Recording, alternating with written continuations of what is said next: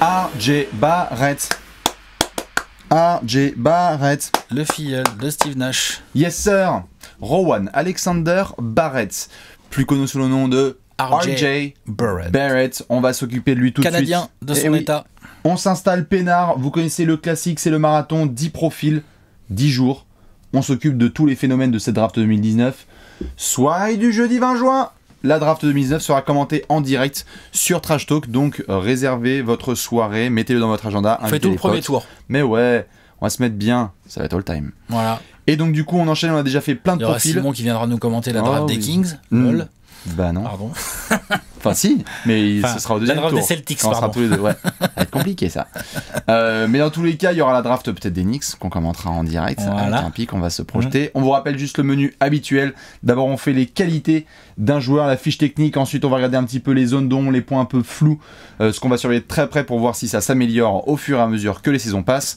Ensuite, comparaison avec différents joueurs, soit actuels de la NBA, soit passés, pour essayer de voir jusqu'où R.J. Barrett peut aller. Et enfin, on termine avec des projections de draft, où là, je sens qu'il y a des fans d'une certaine franchise orange et bleue qui commencent à frétiller. Oh, ah, ah. On va parler de R.J. Barrett. Ouais, on va en parler, ouais. Je ne sais pas par où commencer. 2 mètres. Oui, 2m01. J'ai vu du 1m98, j'ai vu du 2,01, c'est 2 mètres à peu près. Non, il fait plus de 2 mètres.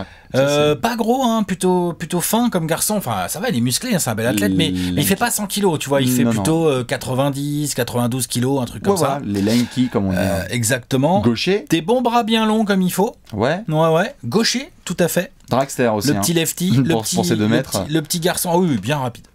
Bien rapide, il a 19, enfin il aura 19 ans, il les a pas encore au moment où on fait cette vidéo, mais il aura 19 ans le soir de la draft. Ouais, mais... Enfin, il les aura quoi, il est jeune, il est très jeune. Et une saison. Il est donc canadien comme on l'a dit. C'est canadien avec Steve Nash donc dans le Son parrain c'est Steve Nash. C'est ça, et puis le circuit jusque là pour venir, parce que R.J. Barrett on en parle quand même et le nom circule quand même depuis 2-3 ans. Il a déjà cassé des bouches sur le circuit Espoir, mais laisse tomber quoi. C'est ça, c'est qu'avec l'équipe du Canada, si je dis pas bêtise, il est même champion du monde. Ah, il a cassé des bouches. Il a cassé notamment les États-Unis. On a une année à Duke qui est incroyable parce que c'est quand même lui qui est aux côtés de Zion Williamson. Et à la base, R.J. Barrett était projeté comme numéro 1 de draft. On en parlait il y a un an, c'était genre bon bah c'est lui, c'est le gaucher canadien. Et on est sur une saison qu'on n'a pas vue depuis limite Penny Hardaway. Il y en a eu d'autres, des joueurs de NCAA qui ont fait plus de 22 points, 7 rebonds et 4 passes de moyenne. Mais lui vraiment, ça a été assez impressionnant de le voir dans son jeu, de son activité. Et parmi les qualités qu'on peut faire tout de suite, cette espèce d'attitude de... Il joue dur tout le temps, R.J. Barrett. Il est à fond la caisse tout le temps. Il est vraiment intense. Il a ce côté un peu Mamba Mentality qui veut déjà, où en fait il va monter au mastic sans problème. C'est un arrière qui va jouer intense. C'est vrai. Très crafty. Alors ça, offensivement, bonjour. Offensivement, il est assez... Au début... Enfin, moi, tous les matchs que j'ai pu mater, soit de Duke, soit des highlights d'R.J. Barrett et tout, tu sais, il a ce côté, genre, quand il monte la balle, quand il est en dribble, donc, il a un bon handle, mais il a un handle de grand un peu, et ça dribble un peu haut, tu vois, c'est pas du handle, genre, on a parlé il y a pas longtemps de Darius Garland, tu vois, c'est complètement différent comme sensation visuelle. T'as il dribble assez haut, avec un rebond assez haut et tout, mais en fait, c'est un style assez particulier, c'est même très efficace. Il a déjà beaucoup de footwork, Eurostep, en pleine course, quand il prend l'appel sur le mauvais pied, il a rien à foutre, il fait les lay-ups. Absorption de contact. Aucun problème. Ah oui, il est athlétique. Non, bien sûr. Il est athlétique sans être un Uber athlète. C'est un très bel athlète. Très bon athlète. C'est pas un Uber athlète. Non, je pense que dans cette draft, il y a des athlètes plus gros. Je parle même pas de Zion, évidemment, mais je parle, il y a des athlètes plus bondissants, plus explosifs. Bien sûr. Disons que c'est pas un freak, mais que par contre, il a le bagage nécessaire pour tenir longtemps en NBA. Et il a en plus le corps, les épaules et tout. Enfin, je veux dire, les dimensions sont superbes pour un poste 2. En transition, c'est déjà une beast. Ça, c'est clair et net. En transition, l'autre, Si tu lui laisses un petit couloir, il fonce. Il est très compliqué à arrêter. Comme dit Bastien à l'instant, il prend le contact. Il finit très bien après contact. Il évite aussi, je parlais du Eurostep, il évite aussi bien les passages en force un peu bêtes et tout. Enfin, voilà, il est assez malin. Il utilise bien la planche, les effets et tout. Enfin, ça là-dessus, il est le côté crafty. Ouais, gros rebondeur. On parlait d'intensité, gros rebondeur quand même. Son activité au rebond pour un arrière, c'est assez énorme quand même. On est après de 8 rebonds de moyenne. Après aussi, on le sait, c'est sur le rythme de jeu qui est joué par certaines équipes dont Duke. Mais il a ce côté, c'est pour ça que j'en parlais en fait tout de suite, c'est ce côté intense qui fait qu'RJ Barrett va mettre la tête là où personne met les pieds. Il va au combat. C'est-à-dire que c'est un arrière qui fait vraiment ses écrans de retard, qui quand il est sur le cercle va pousser le gros pour essayer de pécho le rebond. Ouais. Après, tu vois, genre vraiment, tu sens qu'il aime ça. Bien sûr. Après, vu qu'on parlait un petit peu de offensivement, ce qui est très intéressant avec lui, c'est que on l'a vu. C'est le joueur qui prenait le plus de shoot à Duke cette saison, donc on parlera après dans les autres points à revoir d'un autre axe lié à ça, mais c'est clair. Mais par contre, ce qu'on a pu voir, c'est il y a donc les pénétrations, il y a le jeu à distance, c'est-à-dire qu'il a déjà un shoot que moi je trouve tout à fait honnête, rien d'exceptionnel. Non, mais que je trouve vraiment bien, comme tout le monde. Mais je veux dire par là, le jeu est vraiment, le fouetté que je trouve est vraiment beau. Enfin, il y a tout ce qu'il faut, et surtout dans la création et distribution. C'est-à-dire que là, il a été souvent demandé par Coach K à devoir scorer, mais en fait, même certains matchs où il n'y avait pas Zion, s'il faut trouver un mec à l'autre bout dans le corner parce qu'il y a une rotation qui vient, il peut la faire. Il sait faire les passes lobées pour des alley-oops. Il a un package offensif qui rappelle, c'est en ça qu'après on fera les comparaisons, un certain barbu de Houston, parce qu'il y a ce côté all-around offensif. Il peut tout faire en fait, RJ Barrett. Qu'est-ce qu'il ne sait pas faire offensivement ? Non, c'est vrai. On va venir après par la suite parce que je sais que certains répondent à la question dans les commentaires, mais on va y venir après. Et offensivement, c'est très fort. Non, offensivement, c'est très fort. Pour rajouter par rapport à ce que tu viens de dire sur le shoot, c'est vrai qu'il a un joli geste, avec un shoot qui a une jolie courbe, avec un assez beau follow-through, comme on dit et tout. Il est discipliné. Hein. Oui, par contre, les pourcentages sont pas si ouf. C'est ça qui est bizarre. C'est assez bizarre. On va y venir après là sur les défauts, mais bien sûr, c'est un des gros sujets qui sont liés à RJ Barrett. Après, juste sur les qualités, si on avait d'autres qui étaient notés, on n'a pas non plus mis grand chose. On a vraiment l'activité, le moteur qui lui permet de prendre beaucoup de rebonds. Ouais. Le côté safe, quoi. Il a un côté star. Il a l'impression que. Ouais. Que tout le monde se dit RJ Barrett ça va être une star parce qu'il a déjà tout défoncé sur le circuit inférieur, donc le côté peut vraiment jouer beaucoup déjà en NBA. Tu peux déjà lui filer le ballon et genre il va aller te chercher des paniers, il va aller te chercher des fautes. Pas arrogant pour un sou, hein. C'est-à-dire que dans les célébrations certes sur le terrain ok, mais devant un micro ça s'exprime très bien. Tu sens qu'il y a Steve Nash derrière et une famille parce que le daron aussi, je sais plus ce qu'il faisait. Déjà, t'as Steve Nash en parlant. Ouais, mais je crois que le daron jouait à... Mais oui, body control, crafty, c'est finir, et difficile à arrêter parce qu'il y a cette espèce de côté liane un peu qui se faufile là, mais en même temps, il a quand même une belle puissance. Non, c'est vraiment un spécimen très, très, très, très, très intéressant. Puis, intéressant, 19 ans, bon joueur potentiel. 19 ans, tout à fait. Bon joueur potentiel. Ouais. Et potentiel, là, tu le mets dans la case D+. Oui, bien sûr. Parce que là, à mon avis, le plafond, on sait pas trop où il est exactement, mais il est quand même un peu haut, je pense. Hein. Après, on l'avait dit aussi, je crois, on en avait parlé quand on avait fait une émission, notamment Yahoo, etc. C'était, en plus, tu rajoutes dans la seringue le côté FIBA. C'est-à-dire que l'autre, en plus de ça, il a le côté jouer avec le Canada, faire des compétitions internationales. Et bien ça. Donc, en dehors des circuits. C'est un compétiteur. Hein. Bien sûr, mais en dehors des circuits, comme on a dit, Jordan Brand, Hoop Summit et McDonald's All-American Game. Il a déjà connu autre chose. Il a déjà fait la formation FIBA où tu dois te taper les States et les States et les States encore, quoi. Donc, vraiment, pour le coup, il est. C'est une des pépites de cette draft, quoi, tout simplement. RJ Barrett, un des joueurs les plus safe. Ouais, clairement. Tu sais qu'il va cartonner au poste d'arrière. Oui, tu le mets en 3, il tient la route. Hein. Il pourrait potentiellement tenir la route sur la suite. C'est un 2-3, c'est un swingman, quoi. Il tient la route, il n'y a pas de problème. Maintenant, les zones d'ombre, ou plutôt les points à améliorer, ou ce qui nous fait un petit peu tiguer sur RJ Barrett. Il y a celle que je te disais tout à l'heure, c'est-à-dire que je suis d'accord avec toi pour dire qu'il a l'air d'avoir du toucher. Ses finitions au près le montrent, les effets et tout, incroyable, hein, vraiment magnifique. Son geste de shoot, moi je le trouve pas mal du tout. Ça va, quoi. Tu vois, c'est pas des mecs des fois qui ont des mécaniques bizarres et tout. Non, lui, tu sens qu'il a quand même appris, genre de manière assez académique en fait. C'est très propre. Mais pourtant, t'as tout juste 30% de loin. Et il a même pas 70% au lancer, il a 65% au lancer. C'est bizarre quand même. Enfin, tu vois, c'est quand même, je sais pas, ça chelou. Autant les lancer, moi je peux comprendre en effet, c'est bizarre parce que tu te dis bon, un mec comme ça avec un fouetté, cette approche, tout à fait. Mais par contre, je trouve vraiment là cette année à Duke, la saison qu'ils ont fait qui est très particulière où Coach K a donné carte blanche, il prend je sais pas combien, mais je crois qu'il prenait quasiment 20 shoots à peu près par match. J'ai pas les chiffres là. Donc, tu veux dire qu'il prend trop de tirs, la sélection? Alors, il y a surtout la sélection, mais c'est surtout qu'en fait, Coach K lui a donné carte blanche et que donc forcément, quand tu crées ça, bah il y a un côté en fait à la fois négatif où ses pourcentages ne sont pas là, mais en même temps, RJ Barrett a créé tellement à cause de son impact de rebond offensif, de situations pour les autres, que en fait ces pourcentages vraiment sont moyens quand on regarde juste la feuille, mais en même temps ça crée des opportunités pour d'autres. Donc oui, sa sélection peut poser problème et peut créer des doutes chez d'autres parce que tu te dis attends, c'est quoi, c'est un croqueur ou pas? Mais en même temps il est capable de trouver les gars démarqués, donc je crois que ça va mener notamment à quelle franchise, on va en parler après, mais quelle franchise va prendre et à quel point elle va lui donner les clés. Parce que si un coach lui dit genre vas-y fonce tout droit et truc, là tu vas te retrouver devant un mec qui peut foncer dans le mur et pas trop réfléchir. RJ Barrett, tu lui files quand même les clés, je pense. Ah mais bien sûr tu files les clés, mais j'ai pas dit le contraire, j'ai juste à quel point tu files les clés. Ouais, à quel point, bien sûr. Est-ce que t'as un bête de coach qui te dit... Qu'est-ce que tu mets autour et tout ça, ça compte aussi. Est-ce que t'es dans un bête de système où on va te dire ok, on va te filer les ballons, mais en fait il va falloir que tu saches qu'il faut donner tant de shoot à tel mec dans le corner, etc. Exactement. Alors que là... Et tu nourris tes gros, s'il te plaît, et tout ça. C'est ça, alors que Duke, ça se voit aussi dans le parcours qu'ils ont fait. Après je sais qu'il y a des fans des Blue Devils qui vont rentrer dedans, mais ça se voit aussi dans le parcours qu'ils ont fait, c'est que dans la profondeur aussi de l'effectif, c'était tel que en fait tout était bourriné notamment sur RJ Barrett, Zion Williamson et certains gars, Jones et Reddish et compagnie, mais c'était pas non plus une profondeur de fou, donc il a dû croquer par besoin aussi. Et donc Duke n'a pas été champion. Ah ouais, il a pas très bien fait, bien sûr. Ça c'est vraiment le truc que je mettrais en premier dans les côtés un peu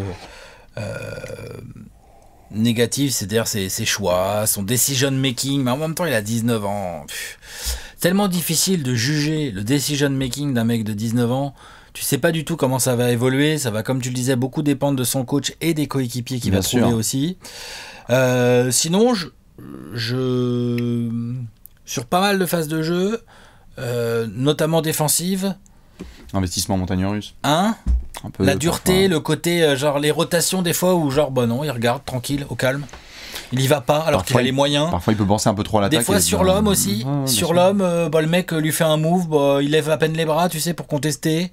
Ça c'est le petit côté un peu qui contraste vachement avec son côté moteur, je vais au rebond, je suis à fond et tout. En défense, c'est sûr, il a une grosse, il a des progrès à faire et je pense qu'il a de la marge. Bien sûr, et puis surtout avec le physique qu'il a, les qualités athlétiques et le genre de mentalité qu'il a l'air d'avoir, il peut faire beaucoup plus en défense. Non, c'est clair. RJ Barrett, faudra vérifier ça, mais encore une fois, est-ce que c'est le joueur ou est-ce que c'est notamment le système dans lequel il était et ce qui lui a été demandé? En défense, c'est aussi le joueur.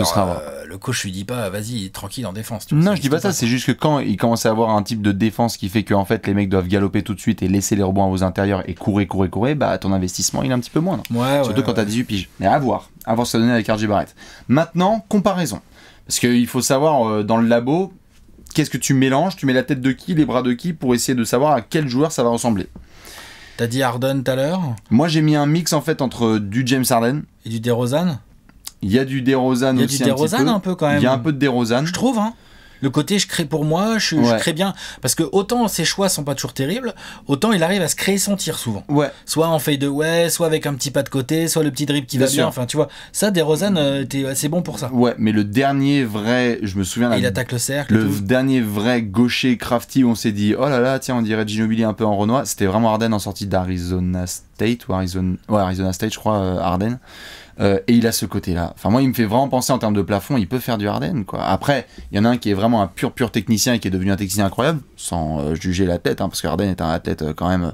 Harden, c'est un putain d'athlète. C'est un putain d'athlète, mais qui n'en joue pas, tu vois, alors que. Il en joue quand même. Il est costaud, il est moins aérien. Barrett est un peu plus fin, un peu plus. Un peu plus longiligne, bien sûr, un peu moins bien sûr, un peu moins taureau, différent. Ouais, bien sûr. Mais donc il y a un petit peu de ça, il y a du DeRozan en effet. Ah oui, DeRozan, je trouve vraiment. Il y a après DeRozan est un peu plus enfin disons que ça peut être du DeRozan, mais enfin c'est vraiment à ce moment-là, faut que RJ Barrett ait pris une sacrée dose de Prozac, quoi. Enfin, oui, tu vois, je parle dans le jeu. Non, mais je parle dans le jeu offensif. Dans ce qu'était DeRozan quand il arrivait en NBA, un slasher qui arrivait à se créer son tir, mais qui avait encore du boulot à faire sur ses choix. Tu vois ce que je veux dire? Ah ouais, je vois. Pourquoi pas? Mais s'il évolue comme un DeRozan et qui commence à prendre des rebonds, faire des passes, créer et tout ça, c'est pas mal, hein? On est en train de mettre en comparaison dans le labo DeRozan et Harden, donc il y a pire, hein, ça va, bien sûr. Et donc justement, ça va nous mener au pic de draft, parce que là, donc, soyons clairs tout de suite, impossibilité totale de le voir sortir du podium. Ah bah oui. Impossible. Parce que Memphis, donc je parle pas des Donc, Pélicans, les Pels, parce que c'est je mort. pense que les Pélicans vont prendre Zion. Après, Non, on peut toujours ça, avoir des c'est sûr. surprises.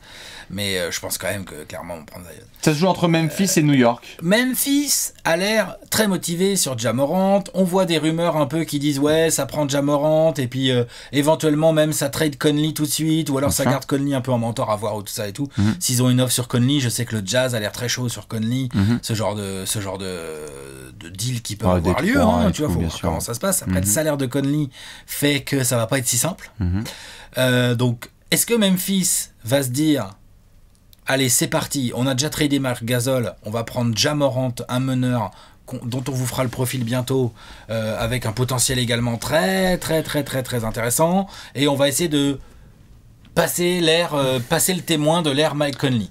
Ou alors, est-ce que Memphis peut se dire non, Mike Conley, on va se le garder pour tirer les jeunes vers le haut, les Dylan Brooks, les Jaren Jackson Jr. et tout ça, et on va ajouter à ça, dans les ailes, un RJ Barrett. Je pense qu'ils vont... Tu vois ? Bien sûr, je pense qu'ils vont clairement partir sur du Morant et on verra par la suite ce que ça va donner, mais ça me fait clairement penser que le soir de la loterie Moi, de je la... suis Memphis, j'hésite. Hein. Le soir de la loterie, j'hésite aussi, mais le soir de la loterie de la draft, quand on a vu que les Knicks n'étaient pas en 1 et qu'on a réagi forcément à chaud, j'avoue à titre perso que très rapidement, je me suis dit, en fait, ça peut limite être une semi-bénédiction, parce que si les Knicks peuvent prendre RJ Barrett en 3, pour moi, c'est incroyable. Vraiment, s'il peut tomber à New York, RJ Barrett, Il peut, hein. en termes d'intensité, de jeu, de tout ce qu'on a dit, et surtout de talent... Il n'y aura pas de problème pour lui filer les clés, parce que de toute façon... En termes de besoin des Knicks, en termes de joueurs, de ce qu'il peut amener comme jeu spectaculaire et à la fois de besoin de superstars, il y a un côté vraiment, mais j'aime bien juste... Emmanuel Moutier, mais je suis là-bas à RJ Barrett. Ah non, mais RJ Barrett, il arrive demain aux Knicks, on lui file les clés, il va prendre ses men de 15 à 20 shoots, ça m'étonnera pas sur sa saison rookie, et Dave Fisdale, il y aura rien à dire. Après, on verra la free agency. Hein.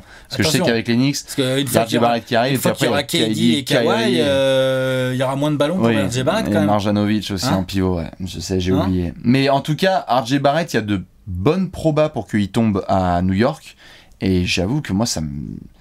Mais KD, il peut jouer en 4 avec Kawhi en 3 et RJ Barrett en 2, non ? Non. RJ Barrett, il est en 4, Alex, à New York. Oh, j'aime bien faire des petites blagues à mes potes fans des Knicks. Bien sûr. Hein, mais vraiment, pour le coup, je sais pas ce que tu en penses, mais il y a ce côté... Si Adam Silver dit with the third pick, the New York Knicks select RJ Barrett, franchement, ça peut être le début d'une ère. Et si Adam Silver dit with the third pick, the New York Knicks select DeAndre Hunter. DeAndre Hunter, peut-être, on verra. Non, c'est sûr et certain si... Là, il y a explosion de joie aux Lakers. J'en sais rien. Non, il dépasse pas le podium. Jamais il dépasse le podium, RJ Barrett. Non, il dépasse pas. Et en plus, là, on se marre et tout, mais je veux dire, le management des Knicks depuis 1 an et demi avec Steve Mills et Scott Perry, ça va. Ils viennent de prendre Mitchell Robinson, Alonzo Trier, Kevin Knox. Non, mais attends, là où je te suis complètement, c'est que dans le programme de reconstruction des Knicks actuels, moi, je serais limite plus pour que les Knicks se précipitent pas sur je ne sais quel agent libre, sauf si tu fous le max à KD ou à Kawhi et que le mec dit ouais, je viens. Bon bah là tu prends. Mais tu développes les jeunes de ouf. Je sais pas, ou Butler, enfin tu vois des gars de ce niveau-là. Mais sinon, moi j'aime bien le côté RJ Barrett avec son numéro 5, c'est ça, ou un truc comme ça, bon je sais plus. Bref. 2 ou 5, je sais plus. Avec le maillot des Knicks, hype, ça se tape sur le torse. Et ça se trouve, ça met 18 points par match dès sa première saison et tout le monde fait waouh, trop bien et tout machin. Mais moi je pense que ça. Enfin, après, j'ai peut-être déplacé, mais moi je pense que ça peut être son plancher. Hein. Faut voir, en fait, faudra le voir quand il arrivera, comment il sera mis sur le terrain, avec qu'est-ce qu'il aura comme joueur autour, quelle que soit la franchise, un Knicks ou pas. C'est quand même un joueur. Qui va avoir besoin. Ça reste un jeune joueur, tu vois. Bien sûr. Genre filer les clés des Knicks aussi, ça peut être dangereux pour lui aussi. Ah oui, bien sûr. Tu sais. Mais moi, je t'avoue que à titre perso, on avait déjà parlé dans d'autres émissions. C'est mon safe pick, c'est mon coup de cœur de la draft. Ah oui. Clairement. Coup de cœur ou safe pick, c'est pas forcément la même chose. Les deux. D'accord, ok. De la draft 2019, il y a très peu de monde qui me fait autant kiffer et rassurer qu'RJ Barrett. Après, je sais pas toi. Y a des trucs. Je le trouve assez safe dans ce qu'il va produire en NBA. Coup de cœur, non, j'ai d'autres joueurs. Ok. Ouais. Très bien. Eh bien, les fans des Knicks, Dites-nous ce que vous en pensez, évidemment, les fans des Grizzlies aussi, peut-être les fans des Pels qui vont nous dire bah moi j'aimerais bien plutôt à la place de Zion, on va voir. Dans tous les cas, ce sera très intéressant à suivre le soir de la draft parce qu'il va y avoir des mains qui vont suer un petit peu, des casquettes qui vont se serrer et on verra si les New York Knicks sélectionneront notre ami RJ Barrett. On vous retrouve évidemment dans les commentaires et puis à demain pour un nouveau petit profil de draft. Ciao, Des ciao, bisous, Ciao. ciao, ciao.